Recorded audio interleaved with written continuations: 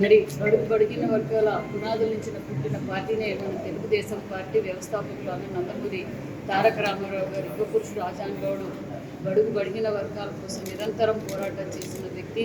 మరి ఆనాటి నుంచి ప్రతి సంవత్సరం మనం మహానాడు చేసుకోవడం ఆనవాయితీ. మరి తెలుగు రాష్ట్రాల్లో అతిపెద్ద పండగ ఏదంటే మహానాడు అనే చెప్పాలి. ఎందుకంటే ఇప్పుడు రాబోయేది మనం చూసాం, ప్రతిపక్షంలో ఉన్నప్పుడు కూడా మనం ఎన్ని ఇబ్బందులు పెట్టినా మన మహానాడులో మన కార్యకర్తలు నాయకులు దిగ్విజయంగా సంపూర్ణంగా విజయవంతం చేసుకున్నాం. అదేవిధంగా గత 5 సంవత్సరాలుగా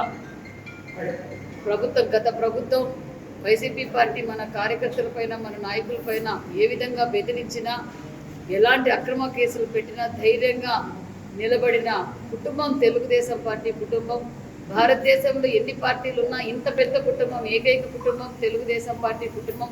1,02,00,000 కలిగిన కుటుంబం మన తెలుగుదేశం పార్టీ కుటుంబం. మరి ఈరోజు మనం అందరం అనుకున్నట్లుగానే మన సంపూర్ణమైన మెజార్టీతో మన ముఖ్యమంత్రి చంద్రబాబు నాయుడు గారు అవుతానే ఈ రాష్ట్ర భవిష్యత్తు బాగుంటుంది అని కోరుకున్న, అదేవిధంగా మన భవిష్యత్తు ముఖ్యమంత్రి చంద్రబాబు నాయుడు గారు ముఖ్యమంత్రి అయిన రోజు నుంచి రాష్ట్రాన్ని పరుగులు పెడుతున్నారు. ఒక పక్క పవన్ కళ్యాణ్ గారు, ఒక పక్క నారా లోకేష్ బాబు గారు.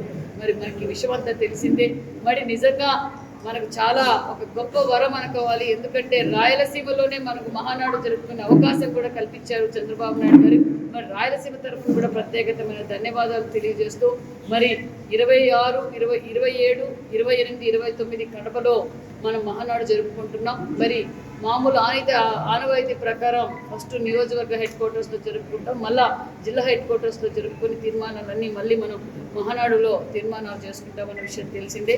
మరి ఈరోజు మన సత్యసాయి జిల్లాలో మన హెడ్ క్వార్టర్స్లో జరగబోదు 24వ తారీఖు అందరు శాసనసభ్యులు, పార్లమెంట్ సభ్యులు అందరం కూర్చొని 24వ తారీఖున మన జిల్లా హెడ్ క్వార్టర్స్లో మనం మహానాడు జరిగిపోతున్నాం. మరి ఈరోజు స్థల పరిస్థితుల్లో ఏ విధంగా ఏం చేయాలని అందరితో కూర్చొని ఒక యూనిట్గా కూర్చొని ఈ ప్రోగ్రాం చేస్తున్నాం. దయచేసి సత్యసాయి జిల్లా, ఎందుకంటే సత్యసాయి జిల్లా అంటేనే తెలుగుదేశం అంటే సత్యసాయి జిల్లా 7 సీట్లకు 7 సీట్లు పార్లమెంటు అత్యంత మెజార్టీతో గెలిపించిన జిల్లా కాబట్టి మనం అందరం జిల్లా మహానాడు పూర్తి చేసుకొని మరి 29వ తారీఖున భారీ ఎత్తున మన పండగైన మహానాడు కార్యక్రమాలకు అందరూ పాల్గొనవలసిందిగా కూడా కోరుకుంటున్నాం.